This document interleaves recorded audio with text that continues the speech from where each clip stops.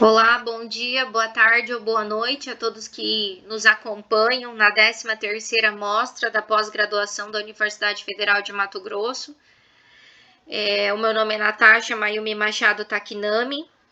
Hoje eu sou mestranda no programa de pós-graduação em Estudos de Linguagem. Desenvolvo uma pesquisa na linha de História, Descrição, Análise e Documentação de Línguas Faladas no Brasil.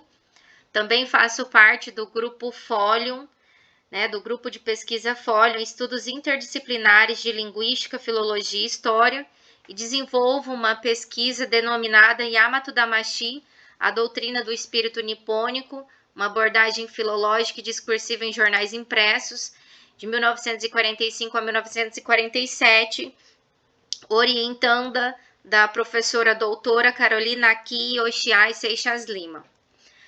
O projeto em si, a pesquisa, ela parte de análise a respeito do processo migratório durante o século XX, que foi motivado tanto pelos conflitos étnico, racial ou demográfico, especificamente quando se trata da colônia japonesa, e a pesquisa pretende, então, compreender o conceito de Yamato Damashi, a doutrina do espírito nipônico, no movimento social Shindo Heimei, em textos impressos de 1945 a 1947, escritos em língua portuguesa sob o viés da filologia textual. Dentro da contextualização histórica, nós temos as imposições restritivas durante a década de 1930, sob o governo de Getúlio Vargas e o período da Segunda Guerra Mundial. Basicamente, é quando finaliza a Segunda Guerra Mundial, que esses textos eles foram elaborados, então, pós-guerra, e existe, então, dentro da colônia japonesa, uma clivagem entre vitoristas e derrotistas. Os vitoristas eram aqueles que acreditavam na vitória japonesa e os derrotistas eram que acreditavam que o Japão havia perdido a guerra. Então, diante desse cenário de instabilidade da colônia, nasce o movimento denominado Shindo Heimei, que é uma associação dirigida e destinada exclusivamente ao grupo étnico japonês, visto que os integrantes tinham como objetivo demonstrar o seu patriotismo através da prática do Shindo, ou seja, o código de conduta ou o caminho que todos os súditos deveriam tomar em relação ao imperador.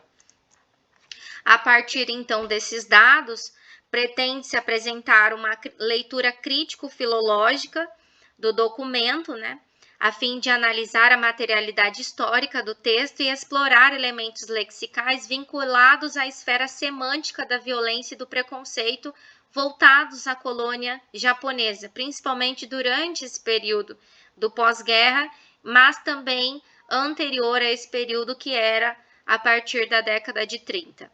Nesse viés, o estudo lexical associado à história dos jornais impressos através do labor filológico faz-nos resgatar e reavaliar as memórias que, de certa forma, foram negligenciadas pela historiografia brasileira.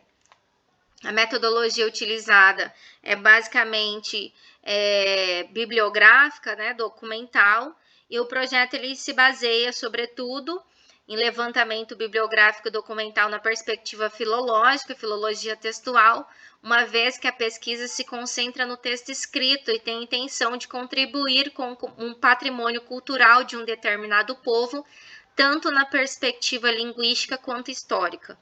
Além disso, o livro Corações Sujos, de Fernando Moraes, ele serviu como mote, pois trouxe diversos registros importantes ao problema de pesquisa que, portanto, contribuíram metodologicamente com a constituição do corpus do estudo que foi realizado, principalmente as fontes em jornais que nele foram mencionadas sobre os acontecimentos da Shindo Heimei. Dentro desse contexto, então, trouxe alguns jornais impressos, que nós iremos analisar essas lexias que remetem ao campo semântico da violência e do preconceito, que foram utilizadas ao tratar das notícias durante esse período.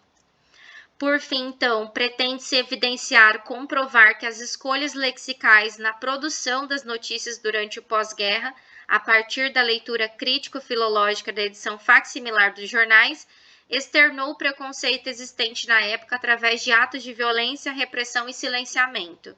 Além disso, é importante destacar que a mídia impressa daquele período influenciou a população em relação à figura do imigrante japonês no Brasil, uma vez que existia uma teoria que sustentava a proibição da entrada de japoneses no país, um discurso antinipônico. Assim, percebe-se que as unidades lexicais utilizadas refletem um referencial próprio ao contexto histórico, cultural e ideológico no qual as pessoas do relato estavam inseridas.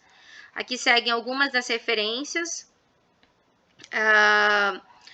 A pesquisa, né, como um todo, ela está em processo de finalização. Acredito que já estamos aí finalizando o segundo para o terceiro capítulo.